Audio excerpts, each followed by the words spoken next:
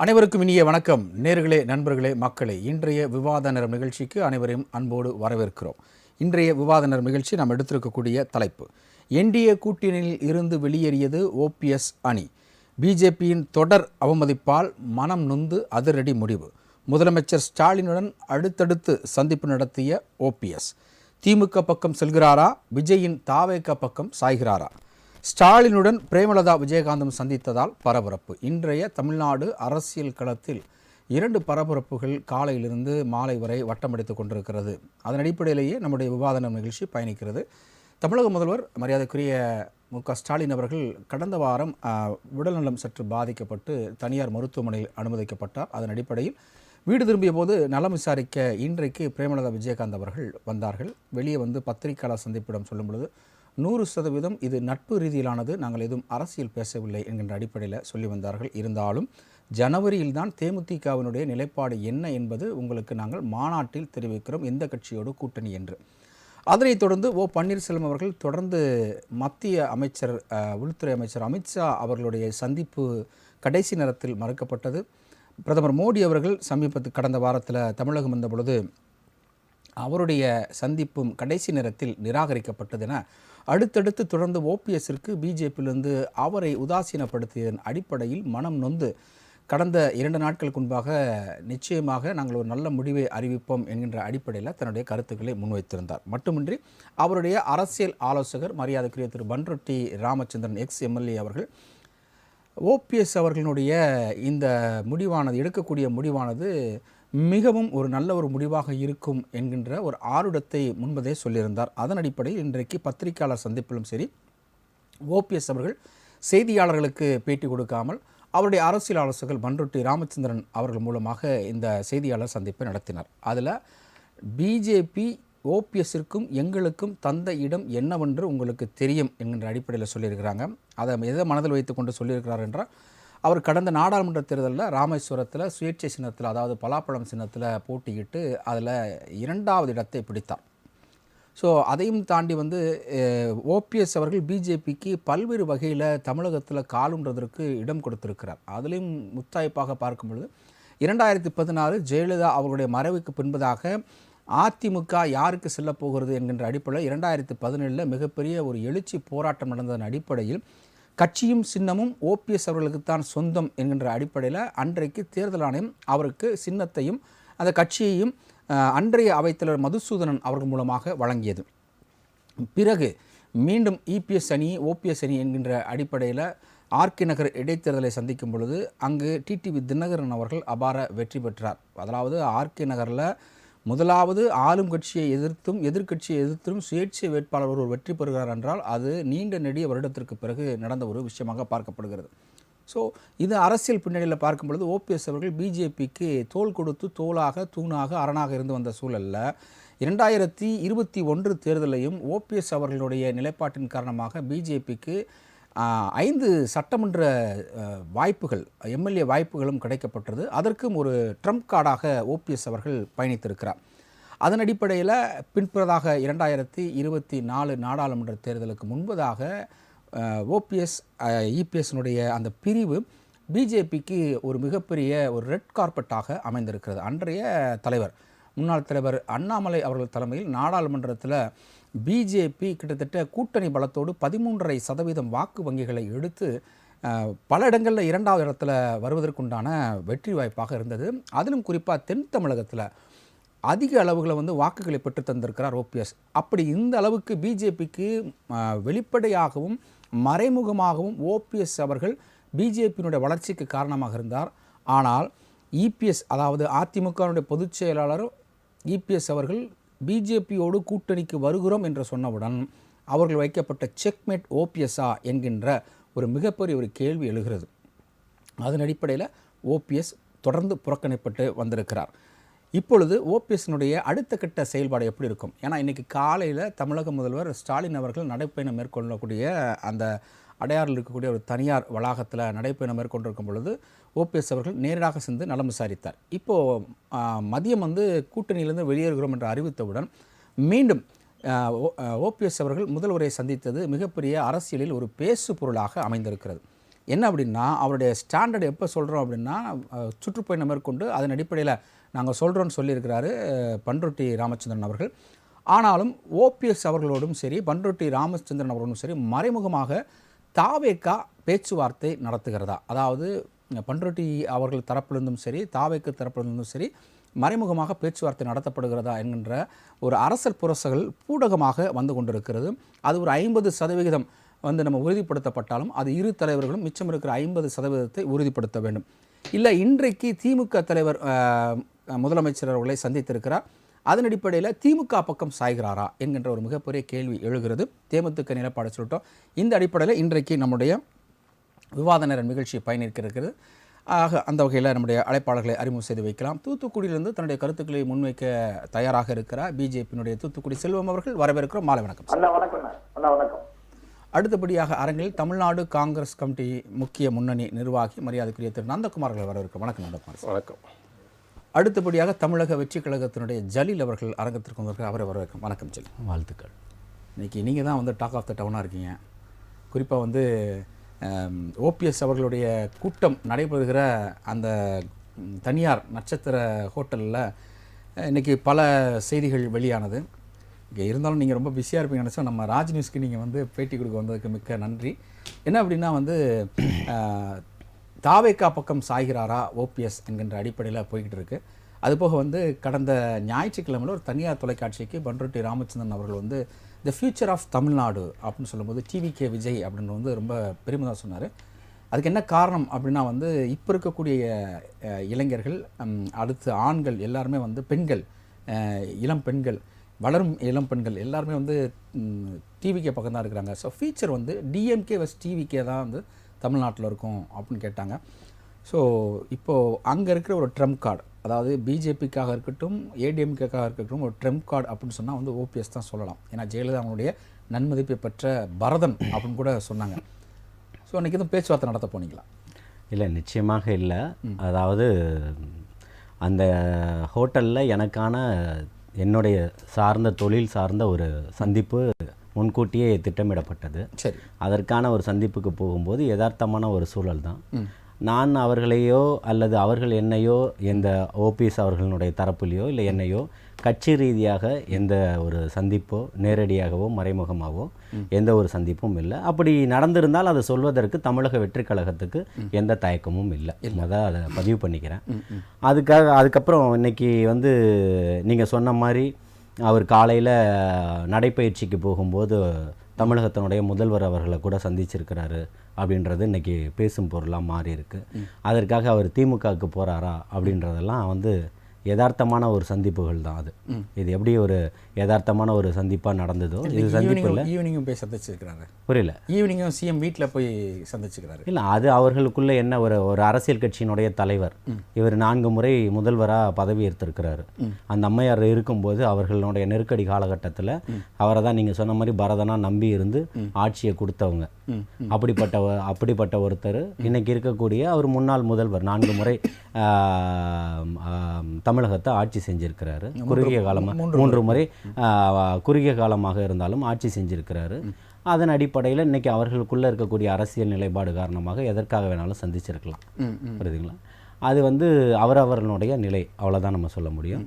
பண்ருட்டியார் வந்து மூத்த அரசியல்வாதி, பழம்பெரும் ஒரு திராவிட சிந்தனையாளர், எல்லாத்தையுமே வந்து எம்ஜிஆர் காலத்தினுடைய ஆள். அதுக்கு முன்னாடியுமே கட்சியில் இருந்தவர். அவர் ஒரு கட்சியை வழி நடத்தக்கூடியது அவருடைய கட்சிக்கு அரசியல் ஆளுமையாகவும் ஆலோசகராகவும் இருக்கிறாரு. அவருடைய கருத்துக்கள் வந்து ஏற்கனவே இங்கே சொன்னது தான். தளபதி அவர்கள் மாநாடுலேயே பிரகடனப்படுத்தியிருக்கிறாரு. ஆட்சியிலும் அதிகாரத்திலும் பங்கு அப்படின்னு சொல்லிட்டு அந்த மாநாடு மேடையை சுற்றி வந்து பல லட்சமான இளைஞர்களை மட்டும்தான் நீங்கள் அங்கே பார்க்க முடிஞ்சுது, ஆணும் பெண்ணும் சரிசமமாக களத்தில். அப்பேற்பட்ட இடத்துல இன்றைக்கி அதனுடைய வெளிப்பாடாக அதனுடைய தாக்கமாக பண்ருட்டியார் சொல்லியிருக்கக்கூடிய கருத்து இதோட ஒத்து போகுதுன்னு சொல்லலாம். நீங்கள் பேசுகிறது பார்த்து ரொம்ப சாஃப்ட் கார்னரில் பேசுகிறீங்க. விரைவில் எதுவும் இப்போ எல்லாருமே அந்த பக்கம் வரக்கூடிய வாய்ப்பு இருக்கா? இல்லை, நாம் வந்து கொள்கை ரீதியான எதிரி யார் அப்படின்றத பிரகடனப்படுத்தியிருக்கிறார். அவர்கள் கூட கூட்டு வைத்திருக்கிறவர் கூட மறைமுகமான ஒரு கூட்டணியோ நேரடியான கூட்டணியோ இல்லைன்னு சொல்லிட்டாரு. அதுக்காக ஓபிஎஸ் கூட்டணி விட்டு வெளியே வந்தாரா? இல்லை, அது அவருடைய விருப்பம், அவருடைய கட்சின்னு சொல்லிட்டானே. அவருடைய கட்சியினுடைய தலைவருக்கு எல்லா உரிமைகளும் இருக்கு. நாளைக்கு யார் வேணா வரலாம். திமுக கூட்டணி உடஞ்சு கூட இந்த பக்கம் வரலாம். புரியுதுங்களா? இவர் யாரு? காங்கிரஸ் சொல்றீங்களா? அது காங்கிரஸாக இருக்கலாம், விடுதலை சிறுத்தைகளாக இருக்கலாம், கம்யூனிஸ்டாக இருக்கலாம். இருக்கக்கூடியவர்கள் காங்கிரஸ் கூட்டணியில் திமுக கூட்டணின்னு தான் நான் சொல்கிறேன். ஆக மட்டும் நீங்கள் சொல்ல பார்த்தா டேமேஜ் வந்து திமுக கூட்டணிக்கு தான் சொல்கிற மாதிரி இருக்கு. இல்லை, 2026 ஆட்சியை அமைக்க போகிறது தமிழக வெற்றி கழகம் தான் சொல்கிறேன். உளவுத்துறையினுடைய தகவலாக அது இருக்குது. நீங்கள் வந்து இன்னைக்கு நாலொரு மேனியும் பொழுதொரு வண்ணமாக ஒவ்வொரு நாடகங்களை அரங்கேற்றிக்கிட்டு இருக்கு. நீங்கள் வந்து ஒரு ட்ரையல் பார்ட்டி, அந்த ட்ரையல் பார்ட்டி வந்து இன்னுமே வந்து நீங்கள் வந்து களத்துக்குள்ளே இறங்கலை. இல்லை, ட்ரையல் பார்ட்டி தான் இன்னைக்கு வின்னிங் பார்ட்டியாக இருக்குது. இன்னைக்கு மக்கள் அதை தான் நேசிக்கிறாங்க, மக்கள் அதை தான் எதிர்பார்க்குறாங்க. போதும் நீங்க ஆட்சி செஞ்சதுன்னு சொல்றாங்க. அது மட்டும்தான் உங்களுக்கு தயக்கமா இருக்குது, அது மட்டும்தான் உங்களுக்கு பயமா இருக்குது. இதுல வந்து எனக்கு என்ன ஒரு மிகப்பெரிய ஒரு ஃபில் இன் தி பிளாங்க்ஸ் அப்படின்னு சொல்லுவாங்கல்ல. என்ன ஃபில் இன் தி பிளாங்க்ஸ் அப்படின்னா, so Panruti Ramachandran, OPS plus அவங்க கிட்ட இருக்கிற ஒரு 5 எம்எல்ஏக்கள், ஒரு எம்பி எல்லாம் வந்து இணைந்து வரும்பொழுது ஒரு தாவேக்காவுக்கு வந்து ஒரு அசுர பலம் வருமா? அதான் ஃபில்லிங் தி பிளாங்க்ஸ் வருமா அப்படின்னு தான் நான் கேட்குறேன். நல்லா புரிஞ்சுக்கணும். இல்லை, அந்த நிலைப்பாட்டில் தாவேக்கா இருக்கீங்களா? வந்தால் வரவேற்கிறதுக்கு உங்களுடைய கட்சி தலைமை, உங்களுடைய பொதுச் செயலாளர், தலைவர் எல்லாரும் வந்து அந்த மனநிலைமையில் இருக்காங்களா? வரக்கூடியவர்களுக்கு ஆட்சியிலும் அதிகாரத்திலும் பங்கு தரேன்னு சொல்லும்போது வரவர்களை அரவணைக்கக்கூடிய இடத்துல தலைவர் தளபதி இருக்கிறாருன்றதான நிதர்சனம். வரக்கூடியவர்களை நாங்கள் இப்போ இந்த ஊழல்வாதிகளுக்கு எதிராக ஒரு கட்டமைப்பை உருவாக்குறோன்னு சொல்லும்போது அதில் ஆட்சியிலும் அதிகாரத்திலும் பங்கு தரேன்னு மாநாடு மேடையிலேயே சொல்கிறாரு இல்லை. அப்போ வரவர்களை அரவணைக்க போய் தானே அந்த பதில் அவர் சொல்கிறாரு. சமீபத்தில் ரகசியமாக ராகுல் காந்தி அவர்களை விஜய் அவர்கள் சந்திக்க போகிறார் அப்படின்னா அந்த சந்திப்பு நிகழ்ந்திருக்கும்னு நினைக்கிறேன். அதுபோல் அது சந்திப்பு நிகழ்ந்ததா? இல்லை, இது வரைக்கும் அதாவது சந்திச்சிருந்தாலும் அது வந்து இரு அரசியல் கட்சியினுடைய தலைவர்களுடைய சந்திப்பு தான். புரியுதுங்களா? சந்திச்சிட்டாங்கன்னு நான் சொல்லலை. சந்திச்சிருந்தாலும் அது வந்து பெரிய ஒரு தவறான ஒரு விஷயம் கிடையாது. அப்போ ஏன் சந்திக்கிறாங்க அப்படின்ற ஒரு கேள்வி தான் இங்கே எழும்பணும். இங்கே 1000 கேள்விகள் இருக்கு. இல்லை, ஜோடா யாத்ரா, அந்த யாத்ராவில் வந்து விஜய் அவர்கள் வந்து டெல்லியில் வந்து அவருக்கு நேரடியாக சென்று வந்து ஆதரவு கொடுத்தாங்க. அதன் பிறகுதான் தமிழகத்தில் வந்து ஒரு கட்சி தொடங்க வேண்டிய ஒரு நிலைப்பாட்டுக்கே வந்தார், மனநிலைமைக்கே வந்தார். ஸோ அப்போது விஜய்யோடைய பேக்ரவுண்டில் ராகுல் காந்தி இருக்கிறாரா? இவ்வளோ நாள் பிஜேபின்னு சொன்னீங்க, இப்போ காங்கிரஸ்ன்னு சொல்கிறீங்க. அப்படி இல்லை. இன்னைக்கு தமிழகத்தினுடைய இல்லை, நீங்கள் ஏன்னா தெளிவாக நீங்கள் சொல்லிட்டீங்க எங்களுக்கு கொள்கை எதிரி பிஜேபி. ஆமாம். ஸோ அப்போ நம்ம அதை கேட்க முடியாது. ஸோ அப்போது வந்து பிஜேபி விடுத்தா தேசிய கட்சின்ற இல்லை, நான் தான் சொல்லிட்டேனே, இது வந்து இப்போ அரசியல் களம். ஊழல்வாதிகளையும் பாசிச சிந்தனையாளர்களையும் வீழ்த்துறதுக்காக மட்டும்தான் இங்கே களம் காணப்பட்டுக்கிட்டு இருக்கு. இரு கட்சிகளும் ஆட்சி செய்தவர்கள் போதும், 2 பேருமே பிஜேபியை ஆதரித்தவர்கள் தான். அதில் மாற்று கருத்து இல்லை. இன்னைக்கு இருக்கக்கூடிய கட்சிகளை வச்சு வரக்கூடியவர்களை அரவணைத்து தமிழகத்தில் புதியதொரு மாற்றத்தை உருவாக்கணும் தான் தலைவர் தளபதி அவர்கள் ஒரு முயற்சி எடுத்திருக்கிறாரு. அந்த முயற்சி மிக அசுரபலமான தான். இன்றைக்கு ஜலீல் அவர்கள் அந்த நட்சத்திரத்துக்கு போனாரா அப்படின்னு இன்னும் மக்கள் டவுட்ல இருக்கு. இல்லை, அது வந்து இப்போ ஒரு தனியார் தொலைக்காட்சி வந்து தவறுதலாக போட்டுட்டாங்க. அந்த செய்தியாளர்கிட்ட கூட நான் பேசினேன். அது என்னுடைய தொழில் சார்ந்த என்னுடைய தனிப்பட்ட சந்திப்பு தானே தவிர்த்து அவருங்க வந்து மாடியில் ஒரு அரங்கில் ஒரு கூட்டம் நடத்திக்கிட்டு இருக்கிறாரு. நாங்கள் இங்கே போனது லாபியில் உட்காந்து ஒரு காஃபி சாப்பிட்டு ஒரு 25 நிமிட சந்திப்பில் நானும் என்னுடைய நண்பரும் உடனே வந்துட்டோம். கார் வெளியில் இருந்தது, வந்து எடுத்துகிட்டு வந்துட்டோம். லாபியில் அவங்க ஃபர்ஸ்ட் ஃப்ளோரில் இருக்காங்கன்ற உங்களுக்கு எப்படி தெரியும்? ஃபர்ஸ்ட் ஃப்ளோர்னு சொல்லலை, மேலே அரங்கில் இருக்கிறாங்க அப்படின்றது தான் நான் சொன்னேன். கூட்டம் ஓப்பன் அரங்கில் ரூமில் நடத்த போகிறது இல்லைல்ல, அரங்கத்தில் தானே நடத்தணும். புரியுதுங்களா? அவங்க நடத்துகிறாங்க. நாங்கள் போனது அங்கே உள்ள இருக்கக்கூடிய சிசிடிவி ஃபுட்டேஜ் எல்லாமே இருக்கும். நீங்கள் வேணா எடுத்து பார்த்துட்டு வரவேற்போம், இருகரம் கூப்பி வரவேற்போம். அது தமிழக வெற்றி கழகத்தினுடைய நிலைப்பாடு. ஓகே, அடுத்து நம்ம தொடர்ந்து பேசலாம். நம்ம நிகழ்ச்சியில் வந்து மற்றும் ஒரு, அதாவது நமக்கு எப்பயுமே வந்து பிரேக்கிங் செய்திகள் கொடுக்குறதுல வந்து இவர் வந்து ரொம்ப எக்ஸ்பர்ட். அந்த அளவுக்கு வந்து இன்றைக்கு இந்த ஷோவை பார்த்துட்டு இருக்கவங்க எல்லாத்துக்குமே ஒரு ஜாக் பாட் தான் அப்படின்னு சொல்லுவேன். நம்முடைய முன்னாள் அதிமுக நிர்வாகி திரு ஆவினன் வைத்தியநாதன் அவர்கள் வந்திருக்கிறார். வணக்கம் சார். வணக்கங்க சார். நேற்று நம்ம நிகழ்ச்சியில் நீங்கள் கலந்துக்கிட்டீங்க. இன்றைக்கி ஏன் தொடர் அழைப்பு நம்ம கொடுத்துருக்கோம் அப்படின்னா, பிஜேபிலேருந்து கண்டிப்பாக வெளியே வருவார் அப்படின்னு நேற்று நீங்கள் சொன்னீங்க. காங்கிரஸ் வந்தாலும் ஆச்சரியப்படுறதுக்குலன்னு நீங்கள் சொல்லிட்டு போனீங்க. ஸோ இன்றைக்கு பிஜேபி இருக்கிறார்கள், காங்கிரஸும் இருக்கிறார்கள்.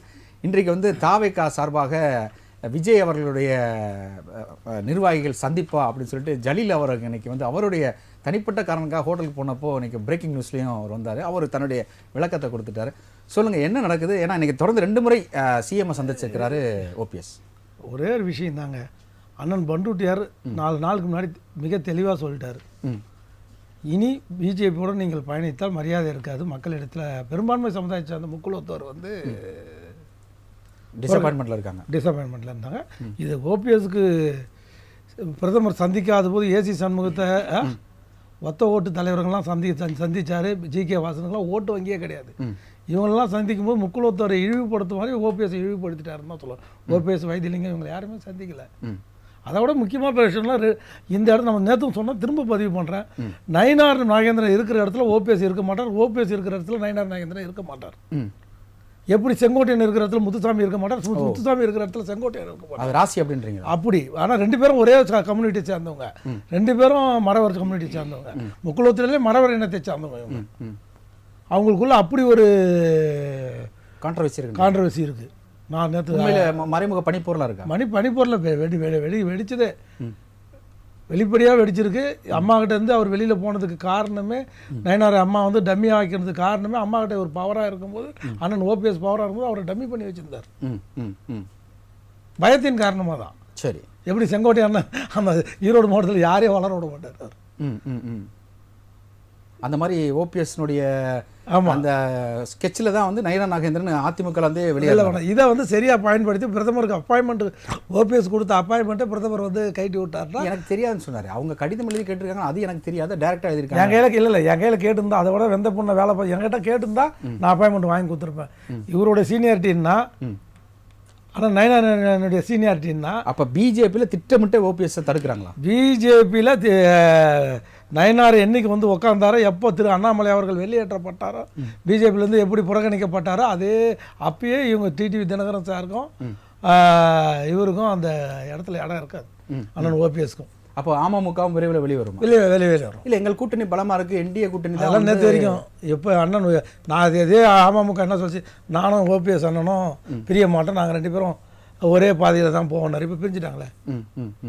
விரைவில் அண்ணன் டிடிவி தினகரன் சார் அமமுக வந்து என்டிஏ கூட்டணியிலிருந்து வெளியே வரும். இல்லை, வெளியே வந்து அவருக்கு வந்து ஏற்கனவே வந்து இந்த சின்னம் சம்பந்தமாக லஞ்சம் கொடுத்த வழக்கு இருக்குது, சிபிஐ என்கொயரி இருக்குது, அதெல்லாம் வழக்குலேருந்து தான் எல்லாம் பேச்சு, எல்லாம் வழக்கு அவங்க பார்க்காத வழக்கு முக்குலத்தர் சின்னம்மாவும் சரி அவங்களும் சரி எல்லா வழக்கும் பார்த்துட்டு வந்துட்டாங்க. இனிமேல் வழக்குக்கோசம் அவரும் அங்கே ஒட்டி இருந்தாருன்னா அவரும் அரசியலில் வந்து நேற்று நம்ம அடித்து சொன்னோம் இல்லையா, ஓபிஎஸ் இனி பிஜேபியில் தொடர்ந்தாருன்னா அது அரசியலில் காணாமல் போயிடுவார்னு. அதே வாசகத்தை திருப்பி போட்டு சொல்கிறேன். அண்ணன் டிடிவி தினகரன் சார் திரும்ப பிஜேபியில் அவர் என்டிஏ கூட்டணியில் தொடர்பு ஆனால் முக்குலத்தோர் அவங்க இனமே அவரை புறக்கணிக்கிறதுக்கு தயங்காது. டெல்டாவாக இருக்கட்டும், தென் மாவட்டமாக இருக்கட்டும், அண்ணன் டிடிவி சார் உடனடியாக இதை அவர் முன்மொழிஞ்சதை இன்னைக்கு அவர் வழிமொழிஞ்சு பின்னாடியே நாளைக்கு வரணும். அப்போ முக்குலத்து இனம் அவங்களுடைய இனமே அவரை புறக்கணிக்க தயங்காது. விஷயத்தெல்லாம் கைகட்டி பார்த்துக்கிட்டு இருக்கிற அதிமுக பிஜேபி வேடிக்கை. அதாவது அதிமுக வெற்றி பெறணும்னு நினைக்கல, இவங்க அந்த கூட்டணியில் இருந்து 18.4% பிஜேபிக்கு ஓட்டு வாங்கியே கரைக்கணும். 19% ஓட்டு வாங்கி தான் அதிமுகக்கு தனிப்பட்ட முறையில் நாடாளுமன்ற தேர்தலில் வாங்கியிருக்கு. ஆனால் இவங்க 18.4% வாங்கிட்டாங்க. பிஜேபி, என்டிஏ கூட்டணி, ஓபிஎஸ் எல்லாம் சேர்ந்து கிட்டத்தட்ட 1% வாக்கு வித்தியாசம் தான் 2 பேருக்குள்ள இருக்கு. இல்லை, அப்படி 2 சேரும்பொழுது உங்களுக்கு வந்து 18 இங்கிட்ட ஒரு 13 சேரலையே. அந்த அதிமுக கூட்டணி சேர்ந்துருக்கேன் இல்லைங்க, அதிமுக சேர்ந்தவொன்னா அது மைனஸ் ஆயிடுச்சிங்க. இவங்கெல்லாம் அதாவது ஒரு கஷ்ட காலத்தில் கூட இருந்தவங்களும் எப்பவுமே மறக்கக்கூடாதுன்னு சொல்லுவாங்க. தமிழனுடைய பண்பாடே அதுதான், நன்றி உணர்வோடு இருப்பது தான் தமிழன். அது பிஜேபிக்கு அது வடக்கத்திக்காரன்றதுனால தமிழ்ன்றதுக்கு ஆப்போசிட்டாக அவர் வந்து கஷ்டம் யார் அவருக்கு உறுதுணையாக இருந்தாங்களோ அன்றைக்கு யார் அது அன்புமணியாக இருக்கட்டும், டிடிவி சாராக இருக்கட்டும், ஓபிஎஸ் அண்ணனாக இருக்கட்டும், அவர் பச்சைமுத்தார் எல்லாமே உறுதுணையாக இருந்தாங்க. ஆனால் எடப்பாடி அங்கே சேர்ந்த உடனே இவங்க அத்தனை பேரும் நன்றி மறந்து பிஜேபி இவங்க அத்தனை பேரையும் கழட்டி எடப்பாடி பேச்சை கேட்டு கழட்டி விட்டது மக்கள் மத்தியில் மிகப்பெரிய தாக்கத்தை ஏற்படுத்தியிருக்குது. அது இல்லாமல் முக்குலத்தூர் மத்தியில் மிக ஏற்கனவே எடப்பாடி மேலே அவங்களுக்கு ஒரு வெறுப்புணர்வு இருக்குது. இன்னும் மேலும் வெறுப்புணர்வை தூண்டுற மாதிரி ஆயிடுச்சு. இது ஓபிஎஸ் இந்த தருணம் முதல்ல அவருக்கு வாழ்த்தையும் வரவேற்பையும் சொல்கிறேன். இந்த தருணத்தில் இப்படி ஒரு நிலைப்பாடு அவர் எடுக்காமல் இருந்தார்னா தமிழக அரசியல் களத்திலே அவர் இருந்திருக்க மாட்டார். ஓகே, நம்ம தொடர்ந்து பேசலாம். அடுத்து இணைமொழியாக இணைந்திருக்கக்கூடிய பிஜேபியுடைய திரு தூத்துக்குடி செல்வம், அதாவது டிடிவி தினகரன் விரைவில் பிஜேபி கூட்டணியிலிருந்து வெளியே வருவார் அப்படின்னு வந்து ஒரு விஷயத்த இங்கே வந்து அமமுக முன்னாள் அமமுக வேட்பாளர் ஆயிரவிளக்கு தொகுதி கடந்த சட்டமன்ற வேட்பாளர் சொல்றார் ஆவின் மத்தியநாதன். உங்களுடைய கருத்து? ராஜ் நியூஸ் தமிழ் தொலைக்காட்சி நிறுவனத்திற்கு செல்வண்ணா வணக்கண்ணா.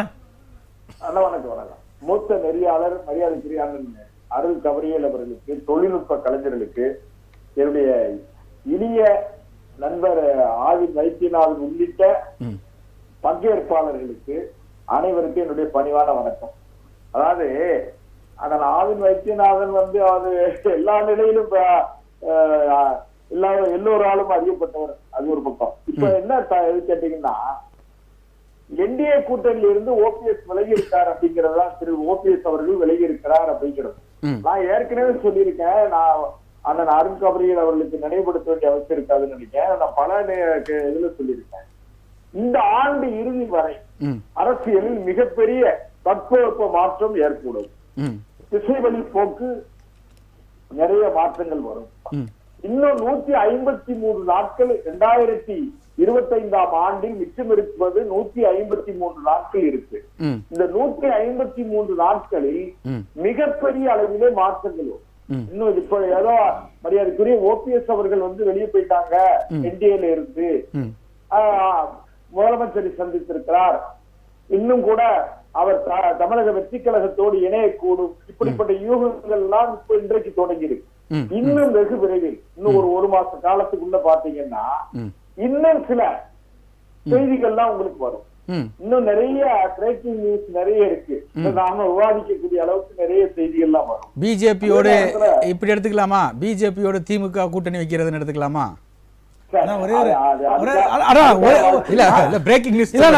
ஆனா செல்வண்ணா, நான் கேட்டது என்னன்னா, முக்குலத்தூர்ல ஒரு ஆள், நீங்க முக்குலத்தூர் ஓட்டு பிஜேபி இழந்து விட்டதுன்னு சொல்றேன், என்டிஏ கூட்டணி இழந்து விட்டதுன்னா இதுக்கு ஒரு பதில் சொல்லிட்டீங்கன்னா நல்லா இருக்கும்ண்ணா. முக்குலத்தூர்ல முக்கியமான ஒரு அண்ணன், அதனால அண்ணன் கிட்ட இருந்து இந்த பதிலை எதிர்பார்க்கிறேன் அவளோட. அதான் இன்னொரு விஷயம் என்னன்னு கேட்டீங்கன்னா, சரியான நேரத்தில் தவறான முடிவெடுப்பது அல்லது சரியான முடிவெடுக்க வேண்டிய நேரத்தில் மௌனமாக இருப்பது, இதெல்லாம் அரசியல்ல மிகப்பெரிய பின்னடைவை ஏற்படுத்தி விடும் என்பதை கடந்த காலங்களில் நம்ம பார்த்திருக்கோம். எதுக்குன்னு கேட்டீங்கன்னா, என்ன ஒரு நிமிடம் அனுமதிங்க. பெருந்தலைவர் காமராஜர் அவர்கள் 1963ஆம் ஆண்டு அவர் கேப் பிளான் ஒண்ணு உண்டாக்கி, தமிழ்நாடு முதலமைச்சராக இருந்த பெருந்தலைவர் காமராஜர் அகில இந்திய காங்கிரஸ் கமிட்டியோட தலைவரா போனாரு. அன்றைக்கு காங்கிரசுக்கு மிகப்பெரிய சரிவு தொடங்கி, அது பெருந்தலைவர் காமராஜர் அரசியலில் மிகப்பெரிய அளவிலே ஒரு தவறான முடிவெடுத்ததாகவே நான் கருதுகிறேன். ஆனா அண்ணா அவர்கள் சரியான முடிவெடுத்த, இன்னும் கூட அதுல தவறான முடிவெடுத்தவர்கள் பட்டியல்ல மரியாதைக்குரிய திரு வைகோ அவர்கள் கூட 1996ஆம் ஆண்டு தேர்தலை சந்திக்கும் பொழுது ஐயா பாட்டாளி மக்கள் கட்சியினுடைய நிறுவனர் ஐயா ராமதாஸ் அவர்களும் மக்கள் தலைவர் ஐயா மூப்பனார் அவர்களுமே கூட்டணிக்கு தயாரா இருந்தாங்க. ஆனால் திரு வைகோ அவர்கள் பிடிவாதமாக இருந்து சில காரணங்களால் நிறைய செய்திகளுக்கு போக விரும்பல, எனக்கு அணுக்கமா நெருக்கமா தெரியுங்கிறதுனால சொல்றேன். அதுல இருந்துட்டு ஐயா ராமதாஸ் அவர்கள் வெளியே வரும்போது வைகோ சர்வாதிகாரியை போல நடந்து கொள்கிறார் சொல்லி ஓப்பனா சொல்லிட்டு போனாங்க. அந்த அளவிற்கு அது ஒரு சங்கடம். அதே போலவே 2006ஆம் ஆண்டு திருச்சி மாநாட்டுக்கு வருகிறேன் என்று சொல்லிவிட்டு திரு வைகோ அவர்கள் போயஸ் கார்டனுக்கு போனது எல்லாருக்கும் தெரியும். அப்போ ஓபிஎஸ் அவர்கள் இன்னைக்கு எடுத்தது சரியான நேரத்துல தவறான முடிவுன்னு சொல்றீங்களா? உங்க கூட்டிலிருந்து வெளியேறியது இல்ல, நான் சொல்லல. நான் அதற்கான உரிமையோ அதற்கான அவசியமோ என்னிடத்திலே இல்லை. ஏன் இந்த கேள்வி முன் வருதுன்னா, பிஜேபி கலைஞர் அவர்கள் முதல்ல தமிழகத்துல அறிமுகப்படுத்தினாலும், ஜெயலலிதா அவர்கள் கூட்டணி வச்சிருந்தாலும், ஆனா ஓபிஎஸ் அவர்கள் கடந்த ஒரு 10 வருடமாக பிஜேபிக்கு தன்னுடைய தோலை கொடுத்திருக்கிறார். அந்த தோலை கொடுத்தவருக்கு இன்றைக்கு தோல் இருந்த மாதிரி அவமானங்கள் தொடர்ந்து நடைபெறனால தான் அவர் கூட்டிட்டு வெளியே போயிருக்காரு அப்படின்ற ஒரு அதிருப்தியின் வெளிப்பாடே பண்ருட்டி ராமச்சந்திரன் வெளியே சொல்றாரு. இன்னைக்குதான் நடந்திருக்கிற மாதிரி நினைக்காதீங்க. அது மரியாதைக்குரிய அம்மையார் புரட்சித் தலைவர் அவர்கள் இறந்தப்போ 2016க்கு பிறகு ஒரு அரசியல் நெருக்கடி ஏற்பட்டு 2016ல திரு ஓபிஎஸ் அவர்கள் கருமையத்து நடத்தினாங்க பாருங்க. அதை தொடர்ந்து நடத்தி இருந்தால் இன்றைக்கு அவர் முதலமைச்சராக கூட இருந்திருப்பார். அவர் அன்றைக்கே ஒரு சர்க்கிள் அவருக்கு ஏன்னு கேட்டீங்கன்னா, தன்னை துணை முதலமைச்சராக தனக்கு துணை முதலமைச்சர் பதவி கிடைக்கிறது என்பதற்காக அவர் சமரசம் செய்து கொண்டார் என்கிற ஒரு எண்ணம் அரசியல் பார்வையாளர்கள் மத்தியில ஓபிஎஸ் வந்து நல்லவராக இருக்கலாம், நல்லவராக இல்லை என்ற எண்ணம் மக்களிடத்திலே இருக்கிறது. அது ஒரு பக்கத்துல. இன்னொரு விஷயத்துல என்ன கேட்டீங்கன்னா, பேரறிஞர் அண்ணா அவர்கள் தந்தை பெரியாரோடு 1949 முரண்பட்டு திமுக ஆரம்பித்தாரு. ஆனா அண்ணா அவர்கள் மிக ராஜதந்திரமாக 1967 முரண்பட்டு இருந்த மூதறிஞர் ராஜாஜியோடு கூட்டணி வைத்து, முரண்பட்டிருந்த ராஜாஜியோடு கூட்டணி வைத்து ஆட்சி அதிகாரத்தை கைப்பற்றினாங்க. ஒரு அரசியல் கட்சியினுடைய இறுதி இலக்கு என்னன்னு கேட்டீங்கன்னா வெற்றி தான். வெற்றியை நோக்கி தான் பயணப்படணும். சரி, அப்போ ரைட், வெற்றியை நோக்கி பயணப்படணும். தமிழகத்தில் 2020 எப்படியாவது வெற்றி பெறணும் அப்படின்றனால இபிஎஸ் அவருடைய அந்த முக்கியமான விஷயங்களை வந்து பிஜேபி காது கொடுத்து கேட்க ஆரம்பிக்கிறதா அதனுடைய மாநில தலைவர் நயனார் நாகேந்திரன் அவர்களுக்கு அப்படின்ற ஒரு செக்மேட்டையும் அங்க நம்முடைய விவாதத்தில் வச்சிருக்காங்க. நான் என்ன சொன்னா, 2026 தேர்தல் இதுவரை நடந்த, அதாவது சட்டமன்ற தேர்தல்கள் என்னுடைய நினைவு சரியாக இருந்தா ஒரு 18 தேர்தல் 19 தேர்தல் நடந்திருப்பதாக நான் அறிகிறேன். அது 19வது தேர்தல்ல 2026 ஒரு விசித்திரமான தேர்தல் முடிவு அமையும் தான் நான் நினைக்கிறேன். இதுவரையும் தமிழ்நாட்டில் வந்து கூட்டணி அரசு அமையவில்லை. கூட்டணிகள் அமைந்திருந்தால் கூட அரசு தனிப்பெரும்பான்மை அரசுகள் தான் அமைந்திருக்கிறது. அதே நேரத்துல இப்போ 2026 தேர்தல்ல தமிழக வெற்றி கழகத்தை நான் குறைத்து மதிப்பிடவில்லை. நான் என்றைக்கு பேசினாலுமே நீங்க கேட்டிருப்பீங்க, தமிழக வெற்றி கழகம் அன்டெஸ்டட் ஓட்டோ தவிர அவர் செல்வாக்குள்ள தலைவர். தமிழக வெற்றி கழகத்தினுடைய தலைவர் மரியாதைக்குரிய விஜய் அவர்கள் இன்றைக்கு திரைப்படத்துறையில வணிகத்தில் ஆகட்டும், திரைப்பட செல்வாக்கில் ஆகட்டும், அவர் மிகவும் செல்வாக்கு, அவருக்கு என்று ஒரு தனித்த அடையாளம் இருக்கிறது. அது வாக்குகளாக மாறுமா அப்படின்ற ஒரு டவுட் இருக்கு. நம்ம தொடர்ந்து பேசலாம், இரண்டாவது சுற்றில் நம்ம தொடர்ந்து பேசலாம். நம்ம அப்படியே இல்ல நான் வரேன் திருப்பி வரேன். அடுத்து அரங்கத்தில் இருக்கக்கூடிய தமிழ்நாடு காங்கிரஸ் கமிட்டியினுடைய திரு நந்தகுமார் அவர்கள், அதாவது பாரத் ஜோடா யாத்ரா, அந்த யாத்ரா வந்து விஜய்க்கு வந்து இங்கே அரசியல் யாத்ராவை ஓப்பன் பண்ணி கொடுத்துருக்கின்றதா நம்ம வந்து பேசலாம்ன்ற ஒரு அடிப்படையில் இருக்குது. இப்போ என்னுடைய கேள்வி என்ன அப்படின்னா, நம்ம அதாவது தாவேகா பக்கம் ஓபிஎஸ் ஆகிறாரா அப்படின்ற ஒரு கேள்வி எழும்புகிறது. அதே நேரத்தில் வந்து ஆட்சியிலும் கூட்டணியிலும் எங்களுக்கு வந்து பங்கு வேணும் அப்படின்னு வந்து செல்வ பிறந்தகை அவர்கள் சொல்லியிருக்கிறாங்க. வந்தால் நல்லாயிருக்கும் அப்படின்னு தான் வந்து காங்கிரஸுடைய இப்போ நிலைப்பாடாக இருக்குது. அதையும் தாண்டி ஒரு 2 நாட்கள் முன்பு கடந்த வாரம் ஓபிஎஸ் அவர்களை வந்து பிரதமர் சந்திக்காதது அரசியல் பிஜேபியால் அவர் அனாதையாக்கப்பட்டிருக்கிறார் அப்படின்ற ஒரு பேட்டியை முன் வச்சு ஒரு கரிசனையின் அடிப்படையில், அவர் ஏன்னா 3 முறை முதலமைச்சராக இருந்திருக்கிறார் அப்படின்னு சொல்லி காங்கிரஸ் கட்சி கரிசனையில் சொல்லியிருக்கு. ஓபிஎஸ்னுடைய இன்றைய நிலைப்பாடு எப்படி பார்க்குறீங்க, உங்களுடைய கருத்து? அனைவருக்கும் வணக்கம். தாவேகாவின் தலைவர் விஜய் அவர்கள் பாரத் ஜோடா யாத்திரை அப்போ எங்களோட தலைவர் ராகுல் காந்தியை சந்திச்சு பேசினாரு சொல்றீங்க. அவர் மாத்திரம் சந்திச்சு பேசல, எல்லா வந்து சினிமாவில் இருக்கிறவங்க, மற்ற அரசியல் கட்சி தலைவர்கள், கமலஹாசன் எல்லாருமே சந்திச்சு பேசினாங்க. அது வந்து ஒரு நாட்டின் ஒற்றுமைக்காக, நியாயத்திற்கான ஒரு போராட்டத்துக்கான வழிமுறைன்றதுனால அது எல்லாருமே பங்கு பெறணும் அப்படின்றதுக்காக எல்லாருமே அதில் கலந்துக்கிட்டாங்க. ஆனா அங்கதான் வந்து விஜயோட கட்சிக்கு வந்து ஒரு ஆரம்ப புள்ளி அப்படின்னு நீங்க சொல்றது வந்து தப்பான விஷயம். ஏன்னா வந்து அது எப்படி தப்பான விஷயம் சொல்ல நான் சொல்ல வரேன். விழுப்புரத்துல வந்து மாநாடு போட்டு எங்களுக்கு கொள்கை எதிரி பிஜேபின்னு சொல்லிட்டாரு, காங்கிரஸ் சொல்லலையே. அதாவது நீங்க வந்து வாயளவுல பேசுறதை வச்சுலாம் நம்பிக்கையில நம்ம பேச முடியாது. செல்வன் சொன்னாரு, இன்னும் 153 நாள் இனம் நடக்கலாம். நீங்க கேட்ட மாதிரி திமுக பிஜேபி சேரலாமா கூட கேட்டீங்க. சோ அந்த மாதிரி ஏதோ நடக்கலாம். இது வந்து எல்லாமே வந்து ஜஸ்ட் வந்து ஒரு காங்கிரஸ் எல்லாமே வந்து பாத்தீங்கன்னா காங்கிரஸ் தாவேகாவோட வருமா, காங்கிரஸ் தாவேகா கூட வருமா அப்படிங்கறது நாங்க டிசைட் பண்ண முடியாது. அது வந்து இந்த தாவேகா கட்சியோட வெளிப்படைத்தன்மை, அவங்க என்ன பண்ண போறாங்க, அவங்களோட கொள்கையான இது என்ன அப்படின்னு தெரிஞ்சதுக்கு அப்புறமா அதை பத்தி நாங்க டிசைட் பண்றோம்.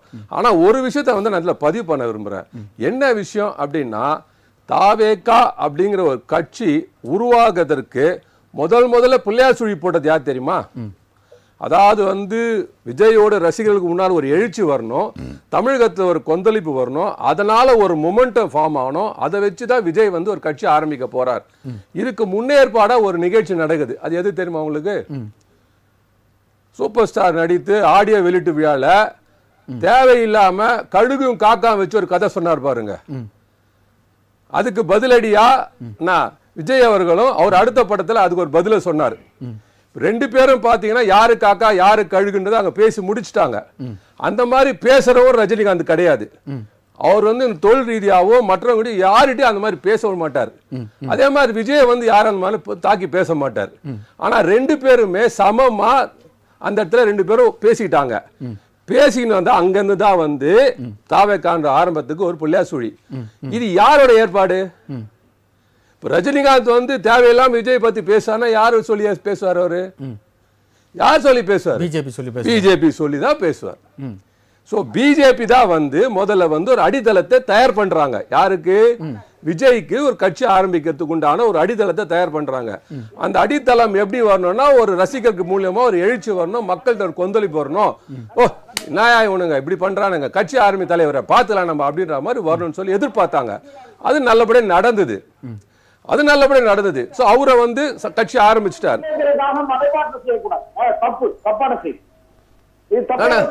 அதாவது நந்தகுமார் சார், அதாவது தமிழக வெற்றி கழகத்தோட தலைவர் அவர் ஒரு கட்சி நடத்துறாரு, அவர் நாங்க சொல்லி நடத்துறோம் அப்படிங்கிறது சொன்னீங்கன்னா நீங்க சொல்லி நடத்த நான் சொல்லல.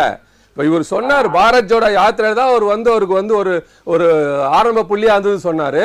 ஆரம்ப புள்ளியை போட்டது பாஜக தான் நான் சொல்லியிருக்கேன். கட்சி ஆரம்பிச்சது நீங்க சொல்லி ஆரம்பிக்கல. அவரு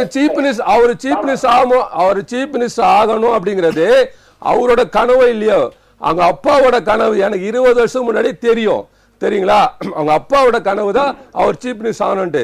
அது கொஞ்சம் கொஞ்சமா அவரோட மனதில் ஊறி இன்னைக்கு ஒரு ரசிகர் மன்றம் படைய பட்டாளமா தாண்டி இளைஞர்கள் கூட நிற்கும் போது கண்டிப்பா இந்த நேரம் நமக்கு தகுந்த நேரம் சொல்லி அவர் முடிவு எடுத்திருக்காரு. ஆனா யார் ஒரு நாளும் ஒரு முடிவு எடுக்கிறதுக்கு இதே எம்ஜிஆர் அவர் வந்து திமுக வெளில வரும்போது சும்மா வரல, கணக்கு கேட்டு ஒரு பிரச்சனை, அதனால ஒரு கொந்தளிப்பு, அதனாலதான் கட்சி விட்டு வெளில வந்தார். இன்னைக்கு ஓபிஎஸ் வெளில வரங்கிறாரு. எதனால வெளில வர்றாரு? அமித்ஷா பார்க்க மாட்டாங்க. காங்கிரஸ் சொல்லி எம்ஜிஆர் வெளியே வந்தாங்களா? யாரு? காங்கிரஸ் சொல்லி எம்ஜிஆர் வெளியே வந்து கட்சி ஆரம்பிச்சாங்களா? காங்கிரஸ் நம்பி வந்திருக்கலாம், தப்பே கிடையாது. உண்மைதான், காங்கிரஸ் நம்பி வந்துடலாம், உண்மைதான். புரட்சி தலைவர் வந்து அண்ணன் இந்திரா காந்தியோட ஆலோசனை பேர் தான் வந்தாரு. கவர்னருக்கு மனு கொடுத்தாரு புரட்சி தலைவர் திமுக அரசை கலைக்க சொல்லி. இதெல்லாம் இந்திரா காந்தி கவர்னர் அன்னைக்கு இருந்த கவர்னரை வச்சு கலைச்சாங்க. ஆமா, இது எல்லாமே இந்திரா காந்தி புரட்சி தலைவருக்கு சாத்தியம் அவ்வளவு சீக்கிரமா சாத்தியம் ஏற்பட்டிருக்காது. மாமன்னம் புரட்சி தலைவருக்கு அந்த கதி தான் இருந்தது அன்னைக்கு. அது போலதான் விஜய் வந்து இங்க புஷ் அப் பண்ணப்படுறாங்க. நீங்க ஒண்ணு மாத்திரம் பாருங்க. இப்ப நான் ஜலீல் அவர்களுக்கு வந்து வாழ்த்துக்களை சொல்றேன். ஏன்னா பாத்தீங்கன்னா சகோதரர் ஜலீல் தான் இப்ப எனக்கு தெரிஞ்சு தாவேக சார்பா அதிகமா பேசப்பட்டு வருகிறார். அதாவது பார்த்தா இன்னைக்கு கூட கட்சி ஆரம்பிச்சோன்னு பாத்தீங்கன்னா ஒருத்தர் வந்தார், தாவேக சார்பா பேச வந்தார். 2 வாரத்துக்கு அப்புறம் அவரு இல்ல. அதுக்கப்புறம் திடீர்னு இன்னொருத்தர் வந்தார். 2 வாரத்துக்கு அப்புறம் அவரை காணோம். அதுக்கப்புறம் ஐயநாதன் ஐயா போனாரு, அதுக்கப்புறம் அவரை காணோம். அப்புறம் ஜெகதீசன் போனார், அதுக்கப்புறம் அவரை காணோம். சோ யாருமே வந்து தாவேக்கால நிலைச்சு நிக்க மாட்டேங்கிறாங்க. அது காரணம் என்ன அப்படின்னா அங்க ஒரு வெளிப்படைத்தன்மை இல்ல. இப்போ நான் ஜலீல் போறாருன்னா நாங்களாம் வந்து படிக்கட்டுல 8வது படியில நிப்போம். ஒரு ஐயநாதன் ஜெகதீசன் போறாங்களா அவர் அனுபவம் பெற்றவர்கள். அவங்க போனாங்கன்னா அந்த கட்சியோட நிலைப்பாடு என்ன, கொள்கை என்னங்கிறத வந்து தலைவர் மூலியமாவோ இல்ல அங்க இருக்கிற கொள்கை பரப்பு செயலாளர் ஐயநாதையோ ஜெகதீஸ்வரனையோ ஜல்லியை நம்பி வந்து தாவேக்க ஆரம்பிக்கல, மக்களை நம்பி தான் தாவேக்க. சார் நீங்க அவரே சொல்லுவார் சார், நீங்க யாரை நம்பி ஆரம்பிச்சாலும் உங்களோட கொள்கை எடுத்துன்னு போறது இவங்க தான் முதல்ல. டாபிக் அது இல்ல டாபிக் உள்ள வரேன். இது வந்து முழுக்க ஒரு ரகசியத்தை சொல்றேன். திரு அண்ணாமலை அவர்கள் ஓபிஎஸ் சந்திச்சு இந்த டைம் பாம்பை வெடிச்சிருக்காரு.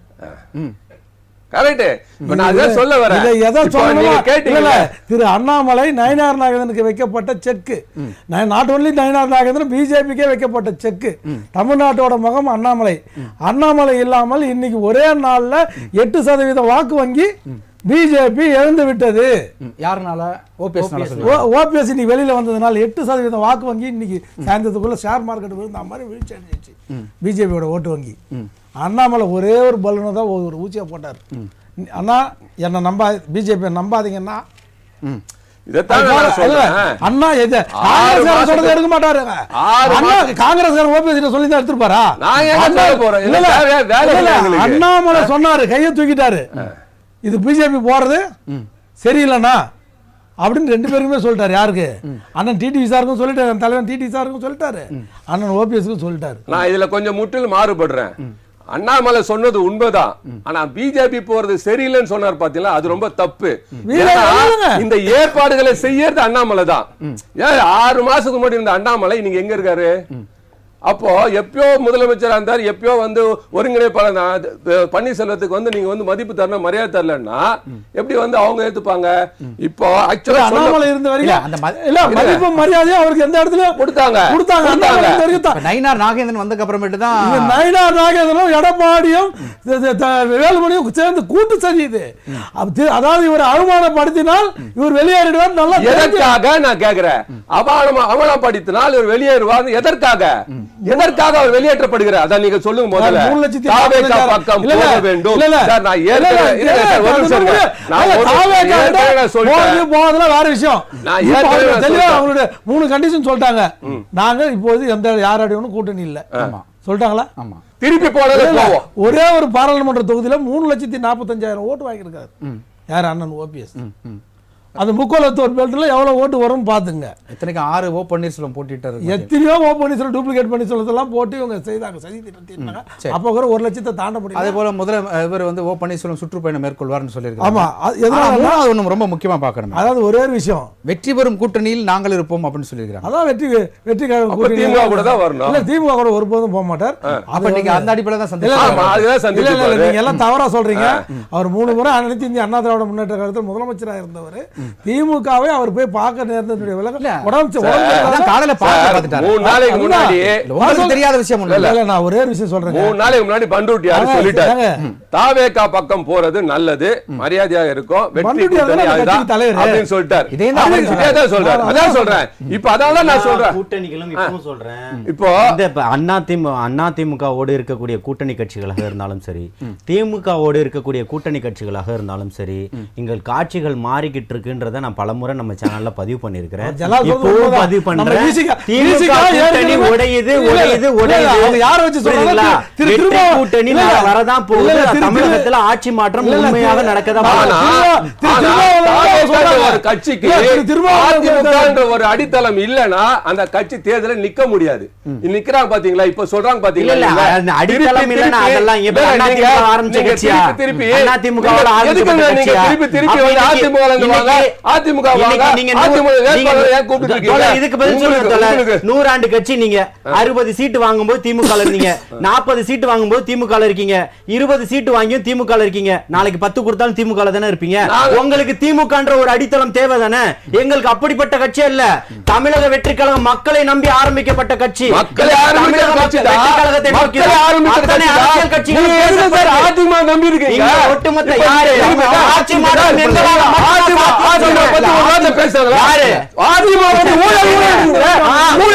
எடப்பாடி ஊழல் பண்ண 32 கேஸ் இருக்கு, அதை பத்தி பேசுங்க. செல்வமணி மேல கேஸ் இல்லையா? இவரு தங்கமணி மேல கேஸ், அதை பத்தி பேசுங்க. அதை பத்தி பேசுங்க.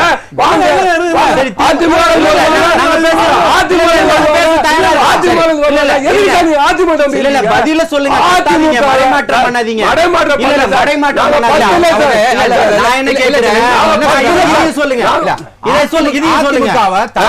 ரொம்ப சாஃப்ட்டா ஹேண்டில் பண்ணுது. இல்ல திரும்ப ரொம்ப வெரி குட் ஹேண்டில். நான் திருப்பி சொல்றேன் கேட்டுக்கங்க. பாஜகவையோ அதிமுகவையோ சாஃப்ட்டா தான் ஹேண்டில் பண்ணுவாங்க. இல்ல பிஜேபி ரொம்ப எதிர்க்கிறாங்க. பிஜேபி கிடையாது. அவங்க தான் சொல்லி பிஜேபி எல்லாம் ஏனா பிஜேபி ஏஜி புடிச்சா பேசுறீங்க. இப்ப அவர் சொன்னாரு ரெண்டு பேரும் அமைதியான ஒரு நல்ல இல்ல அதான் அமைதியான உங்களுக்கு தான ஒரு தகவல் சொல்றேன். பிரேக்லாம் போறோம். அவருக்கு சேர்த்து தான் தகவல் சொல்றேன். மெய்யநாதனுக்கு தெரியும். இங்க அதிமுகன்ற ஒரு கட்சி 4 பிளவுபட்டுருச்சு. அது பிஜேபியால தான். புரியுதுங்களா? அதுல இங்க மாற்று கருத்து இல்ல.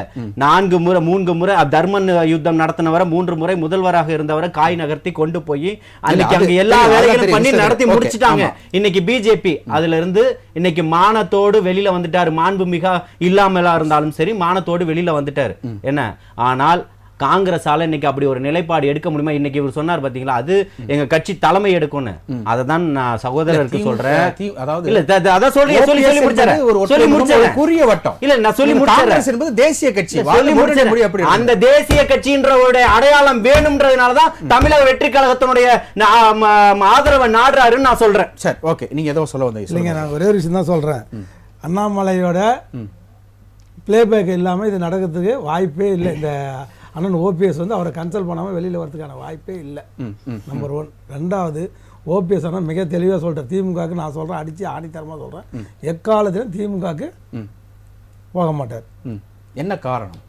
அதாவது அவர் தமிழ்நாட்டில் 3 முறை இந்த அனைத்து இந்திய அண்ணா திராவிட முன்னேற்ற கழகம் அவர் முதல்வராக அங்கீகரிக்கப்பட்டது. ஓபிஎஸ் என்ற மாமனிதனை இந்த தமிழக மக்கள், அனைத்து இந்திய அண்ணா திராவிட மக்கள் தொண்டர்கள் உலகத்துக்கு தெரியப்படுத்த வச்சாங்க. அந்த மாதிரி நன்றி கட்ட உணர்வு, துரோக உணர்வு அவர் சிந்தனையிலே ரத்தத்திலே இருக்காது. நான் பல முறை அவர் ஆதரிச்சிருக்கேன், அவர் எதிர்த்தும் பேசியிருக்கேன். அப்படி நேற்று சொன்னோம், இன்னைக்கு அவர் வெளில வந்துட்டார். இதுக்கு முக்கியமான காரணம், நாங்கள் போய் பண்ருட்டியார்ட்ட சொன்னோம். இன்னைக்கு காலையில் கூட அண்ணன் வைத்தியங்கிட்ட சம சண்டை, நேற்று சண்டை போட்டேன். நான் இந்த நிகழ்ச்சியிலேருந்து வெளில போய் அவர்கிட்ட சண்டை போட்டேன். நாளைக்கு வந்துடுவார்ப்பா, எனக்கு 1 மணி நேரம் டைம் கொடுப்பா, நாளைக்கு அவரை சந்திச்சு நாங்கள் வெளியில் இட்டு வரலாம், நீ என்ன வேணாலும் நானே கண்ணாமணம் டிவியில் திட்டிடுவேன். எந்த பிஜேபி அனைத்து இந்திய அண்ணா திராவிட முன்னேற்ற கூட்டணி வேண்டும் சொன்னோம். நம்ம பலமுறை நமக்கு வலியுறுத்திருக்கிறோம் அண்ணன் எடப்பாடிட்ட. ஆனால் தொடர்ந்து ஓபிஎஸ் அண்ணன் அவங்க அவமானப்படுத்துறது பொதுமக்களுக்கும் சரி, அனைத்து இந்திய அண்ணா திராவிட தொண்டனுக்கும் சரி, அதை ஏற்றுக்க முடியல. இப்போ 8% வாக்கு வங்கியான ஓபிஎஸ் அவர்கள் வெளியேறி இருப்பதனால அவர் என்ன ஸ்டாண்டர்ட் தான் எடுக்க போறார்? இல்லை, ஒரே விஷயம், அவர் வந்து தெளிவாக சொன்னார், எனக்கு எந்த பதவியும் தேவையில்லை, என் தொண்டர்களுக்கு மட்டும் அவருக்கு தகுதிக்கு திறமைக்கு எப்போ பதவி மட்டும் கொடுங்க, எனக்கு பதவி வேணான்னாரு. தர்மர் வரைக்கும். ஆமாம், தர்மர் வரைக்கும் சொன்னார். தர்மருக்கு கூட ஒரு தொண்டன் கொடுத்தார். இப்போ யாரோ சொன்னாங்க டெப்டி சிஎம் பதவிக்கு அவர் ஆசைப்பட்டார். அவர் எந்த பதவிக்கு இனிமேல் ஆசைப்பட மாட்டார். இல்லை, நம்ம தூத்துக்குடி செல்வம் அவங்க தான் சொன்னாங்க. அல்ல, தூத்துக்குடி செல்வானனுக்கு நல்லா தெரியும், அவரே இன்னைக்கு கண்காலிங்க இருப்பார். ஐயாவோ அவர் முக்கோலத்தூர் சமுதாயத்தில் ஒரு முக்கியமான தலைவர் அந்த ஏரியாவில், தூத்துக்குடியில். அவரு எங்கள் சின்னம்மாவோட ஆதரவாளர். யார்? தியாகத்தில். சின்னம்மாவோட தயவு இல்லாமல், டிடிவி சாரோட தயவு இல்லாமல் இவங்க எப்படி அந்த சமுதாயத்தோட ஓட்டு தெற்கில் வாங்குவாங்க? எப்படி? ஏற்கனவே கொந்தளிச்சு போயிருக்குது.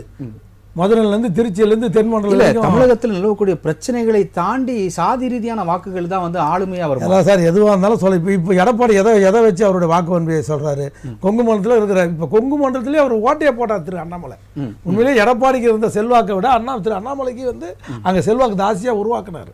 அப்படிப்பட்ட திரு அண்ணாமலையை பிஜேபி எடப்பாடி பேச்சை கேட்டு கட்டி விட்டு நயினாரை கொண்டு வந்தது. எடப்பாடியோட பரிந்துரை பேரில் தான் நயினார் வந்தாரே தவிர அவர் சுயமாக நீச்சல் அடிச்செல்லாம் வரல.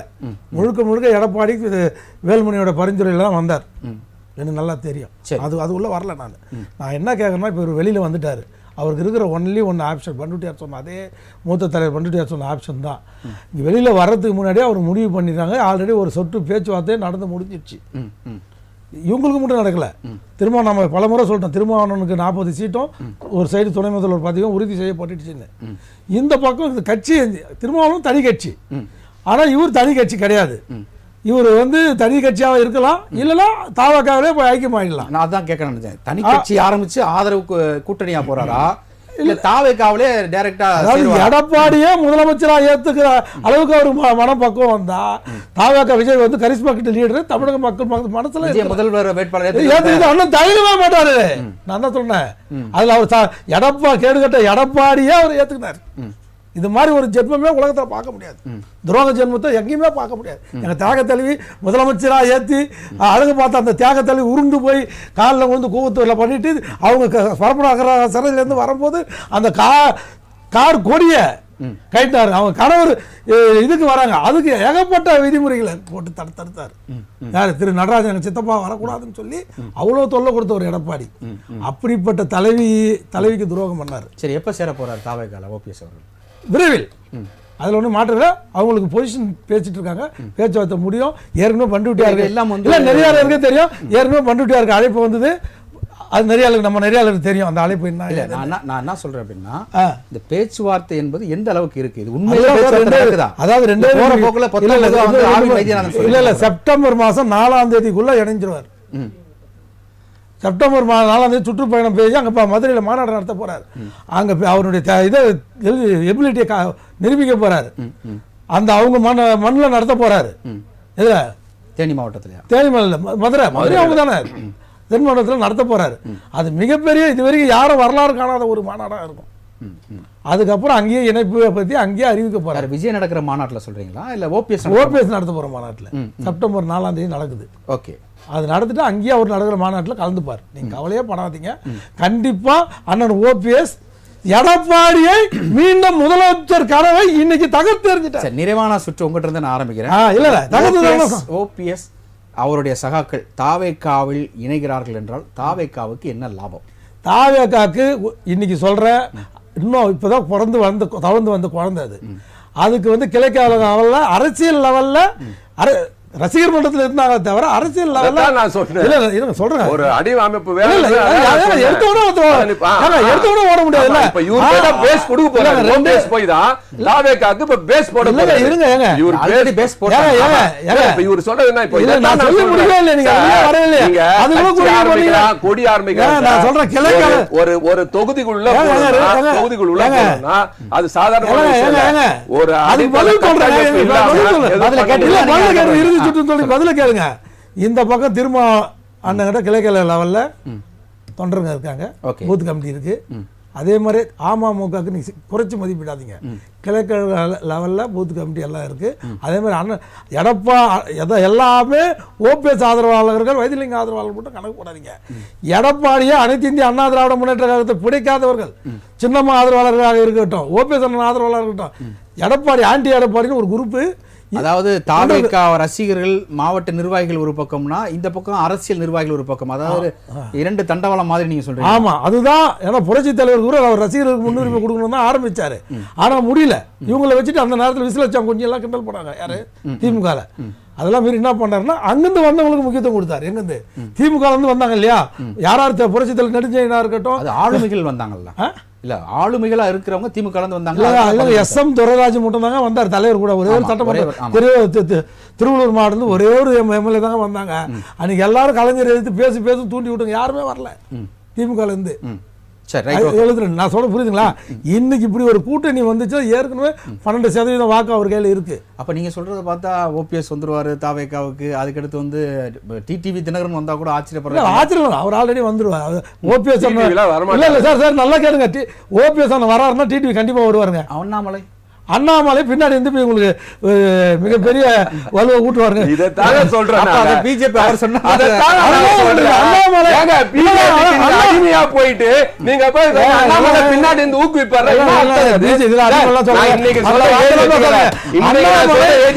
உழைப்புக்கு பன்னீர்செல்வம் போய் சேர்ந்தாலும் சரி.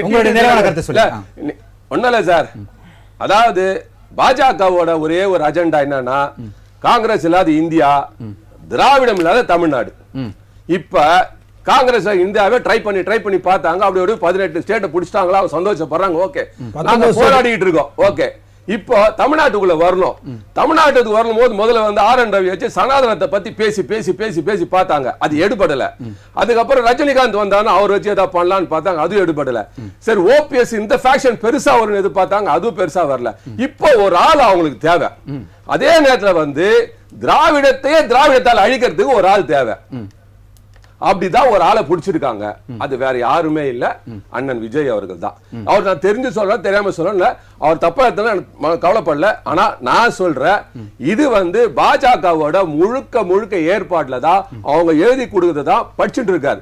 இப்ப வந்து இவங்க போனாலும் சரி, அவங்க போனாலும் சரி, யாரு போனாலும் நாளைக்கு சுத்தி வளைச்சு வரும்போது பாத்தீங்கன்னா அண்ணாமலை தான் இங்க ஒரு சென்டர் பாயிண்டா இருப்பார். அவர் டிசைட் பண்றதா நடக்கும். அப்போ தளபதி விஜயும் சிஎம் இல்ல, ஓபிஎஸும் டெப்டி சிஎம் இல்ல, இபிஎஸும் இல்ல. ஆனால் அதே நேரத்தில்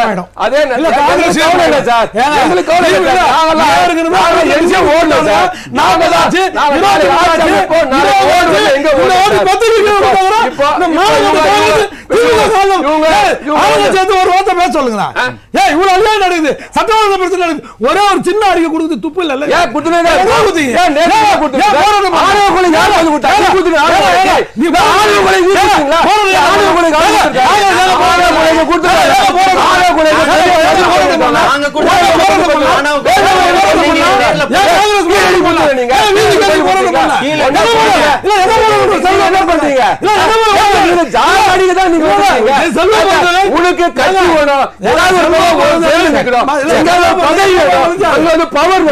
அதுக்காக நீங்க ஓடுறீங்க.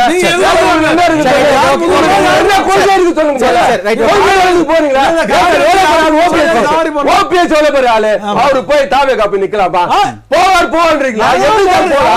எப்படி சார் போலாம்? ஒரு ஆளு சிஎம்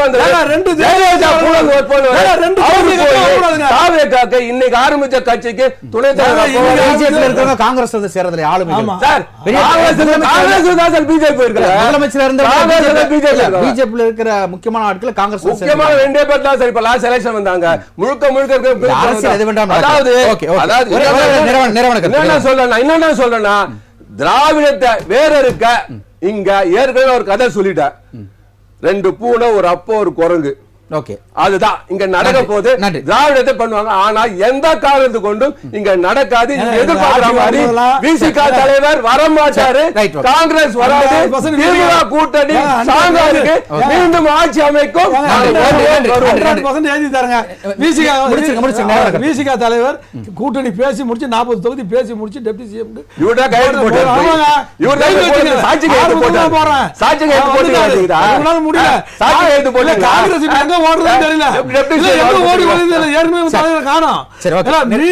மீண்டும் எடப்பாடி அவர்கள் தமிழ்நாட்டில் இனி ஒரு காலத்துல அவர் எதிர்கட்சி தலைவராக வரமாட்டார்.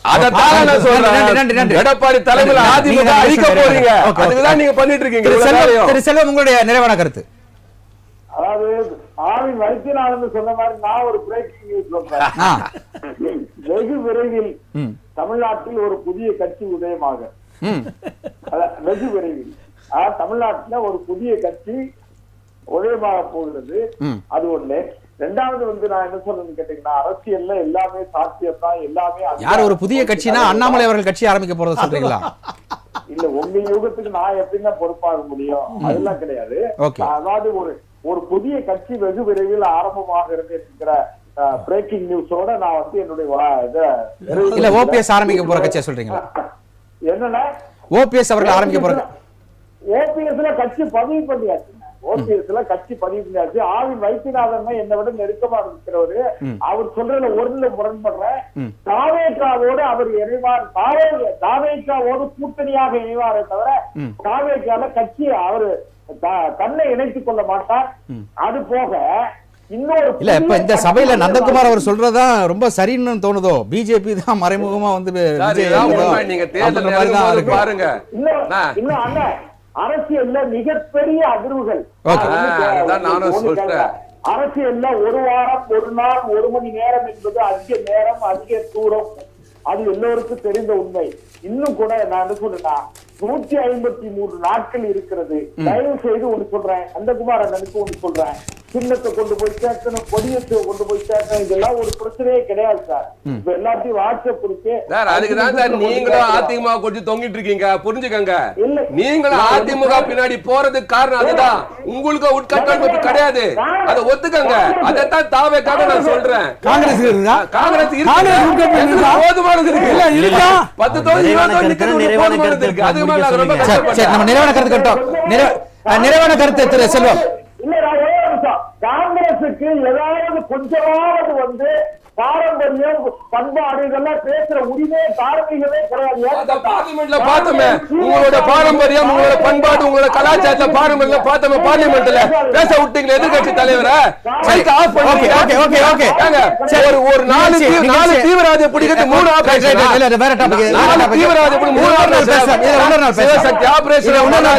நிகழ்ச்சியினுடைய நிறைவான கருத்து திரு செல்வம். முடியல, அதுக்கு 3 மாசம், அதுக்கப்புறம் நீங்க வேற கதை சொல்றீங்க. நேத்து சிவசக்தி நிகழ்ச்சி சம்பந்தமா பேசலாம். என்ன நிகழ்ச்சி சம்பந்தமா நிறைவான கருத்து மோடி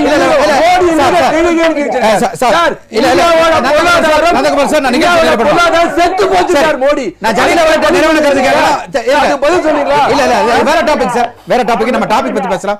செல்வம் தலைப்போட நிறைவான கருத்து, தலைப்போட நிறைவான கருத்து, தலைப்போட இந்திய நாட்டு இல்ல டாப் இல்ல வேணாம், டிவேட் ஆக வேணாம். தலைப்போட நிறைவான கருத்து.